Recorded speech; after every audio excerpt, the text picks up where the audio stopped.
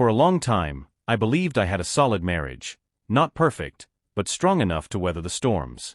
My wife, Audrey, and I had been together for years.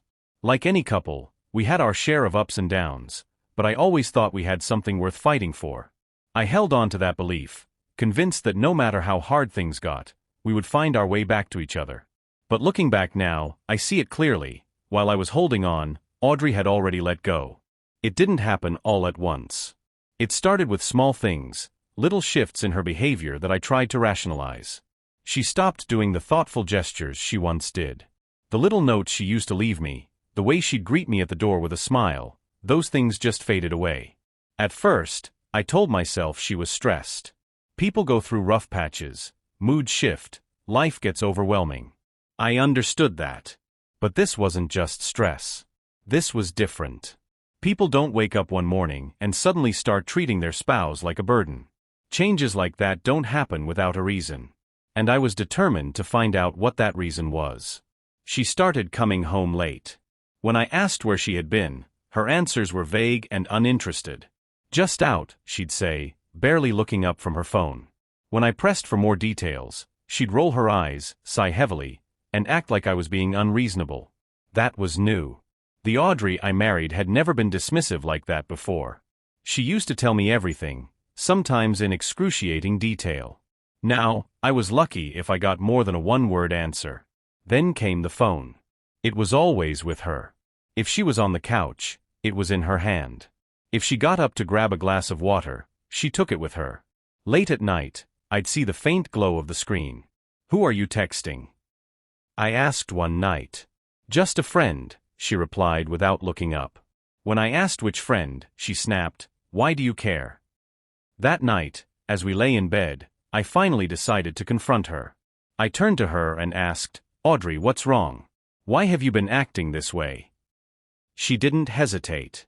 She just exhaled sharply and said, "If I had something to say, I'd say it. Let me sleep, please." That hurt. The confirmation of my fears came a few days later. A friend called me out of the blue, his voice careful but firm. "I don't want to be that guy," he said, "but I think you should look into Audrey. I saw her with a man, and they didn't look like just friends." I was speechless. My first reaction was denial. Not Audrey. Not my wife. There had to be some explanation. But then I thought about the way she had been acting, the secrecy, the distance, the late nights, the locked phone, the shift in attitude, and I felt a cold, sickening certainty settle over me. This wasn't coming out of nowhere.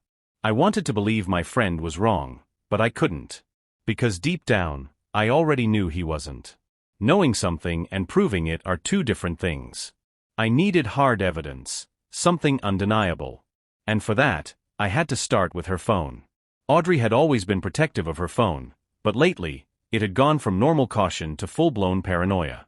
She kept it on her at all times, even when stepping outside for a moment. When she used it, she angled the screen away from me. That alone was suspicious, but I needed more than just a gut feeling.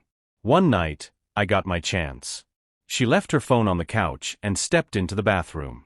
My heart pounded as I reached for it, my fingers shaking slightly. This was my moment. I swiped up to unlock it. Dead end. The password had been changed. I tried the old one, no good. My stomach tightened. Audrey and I had never hidden our passwords from each other before. This wasn't just a coincidence. She was hiding something, and whatever it was, she didn't want me to see it. If I couldn't get into her phone, I had to take a different approach. I needed to see it with my own eyes. A few days later, the opportunity presented itself. Audrey told me she was going out to grab something. No extra details, no mention of who she was going with, just vague enough to make my instincts flare up. So, I decided to follow her. I waited a few minutes after she left, then grabbed my keys and drove out, making sure to keep my distance. I trailed her through the streets, my pulse hammering in my ears, until she pulled up in front of an unfamiliar house. She got out of the car, walked straight to the door, and knocked, with the ease and confidence of someone who had done this before. The door opened. A man stood there. Someone I had never seen before. He wasn't surprised to see her. In fact, he smiled, stepping aside to let her in. The door shut behind them. And just like that, My wife was inside another man's home. I sat there in my car, staring at the house, at the reality of my marriage collapsing in front of me. I took out my phone and snapped pictures. I didn't go in. I didn't call her. I didn't make a scene. I just sat there watching, letting the truth sink in. Then, without a word, I started the car and drove home. She came back later that night, acting completely normal. That was the part that got to me the most, the ease with which she pretended nothing had happened. I had waited long enough. I called her into the living room and told her to sit down. She sighed, clearly annoyed, but sat anyway, arms crossed, staring at me like she had better things to do. I took a deep breath, looked her in the eyes and said, "I want you to end whatever's going on or we're done." I didn't yell. I didn't accuse. I just stated it as a fact. She frowned, shaking her head. "I don't know what you're talking about," she said flatly. "There's nothing going on." I pulled out my phone and turned the screen toward her. There they were.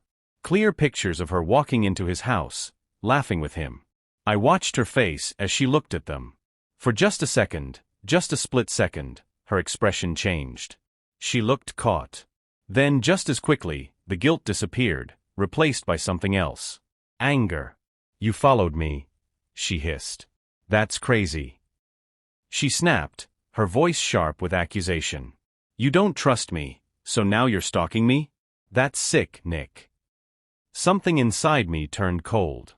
She wasn't sorry. She wasn't ashamed. She wasn't even surprised. Instead of taking responsibility, she was twisting it back on me, making me the villain for daring to uncover the truth. I exhaled slowly, nodding to myself. "Got it," I said, standing up. There was no point in arguing. She had already made her choice.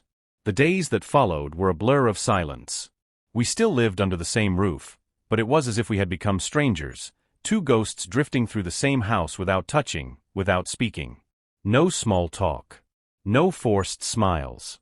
Just an unspoken acknowledgement that something between us had shattered beyond repair.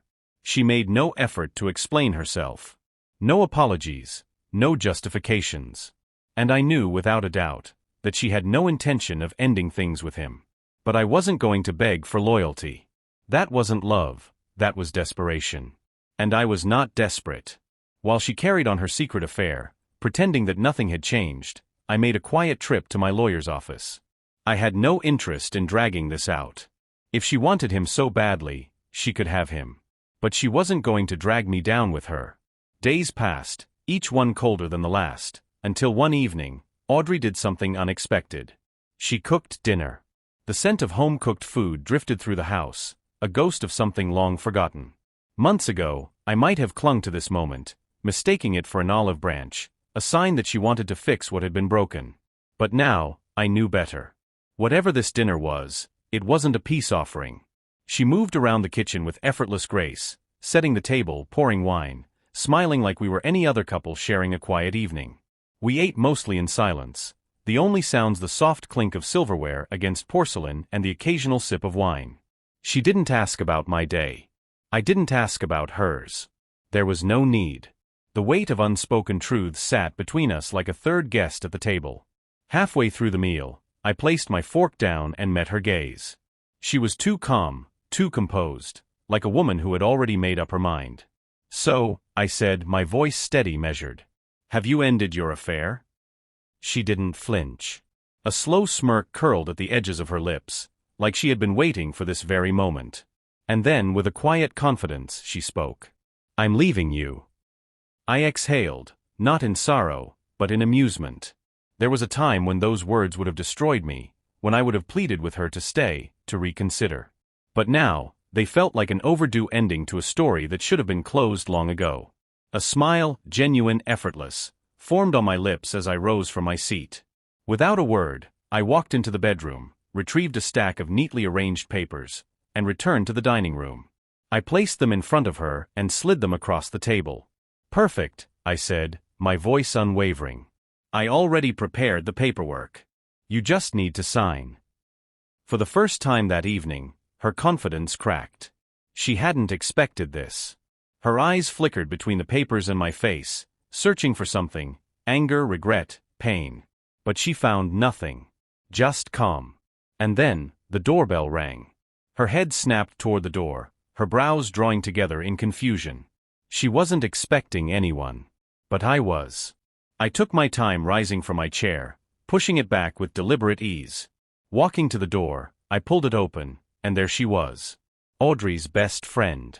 The woman she had confided in, the one she had trusted with all her secrets. The woman I had grown closer to in the wreckage of my dying marriage. She stood in the doorway, effortlessly beautiful, her presence commanding yet serene. Without hesitation, I stepped aside and gestured toward her. Meet my new girlfriend. The silence that followed was exquisite. Audrey's face shifted through a storm of emotions: shock, disbelief, betrayal. Maybe even regret. She had played her game well.